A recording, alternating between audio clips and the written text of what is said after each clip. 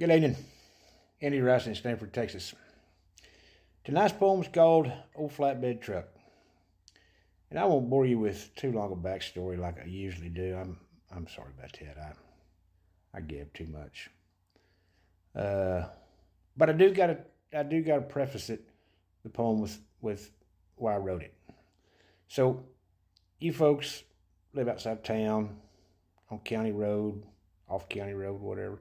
You know these jackasses in these loud trucks and loud souped up Japanese cars that come running down your road about 8, 9, 10 o'clock, 11 o'clock at night, throwing out the beer cans, or in the morning throwing out the Red Bull cans.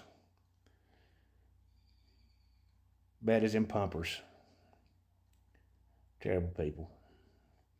Anyways, I'm not going to get off on a tangent tonight, but I wrote this poem about my flatbed and those people.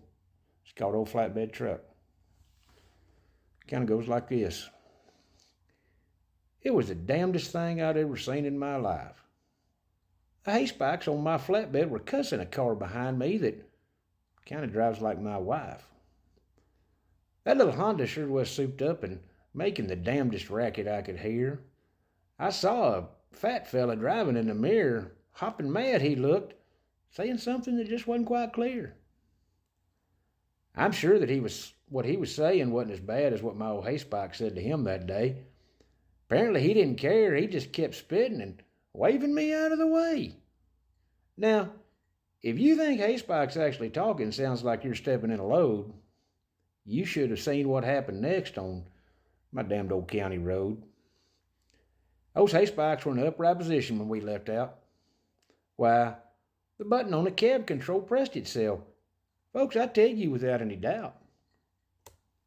Motor singing, those spikes laid down right flat, pointed themselves at that fat loudmouth Honda and that fat loudmouth cat.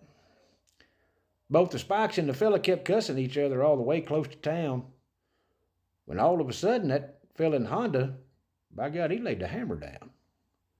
He nosed that Honda right up next to those angry and cussing spikes, and what happened next, why, folks, hell, I've never seen the likes.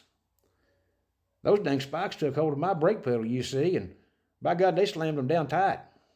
Well, I was sure enough scared, and I started singing, I Saw the Light. I opened my eyes, and I took a look back that day. That fella's Honda was loaded up like a fine, tight-rolled bale of Sudan hay. Hanging in the air, we carried him on into town. Then at the local Allsup's gas station, we set him gently back down on the ground. He jumped out scared and crying and said something that sounded kind of like Buck. I just patted him on the back and said, son, never cross an old flatbed truck. Have a good evening.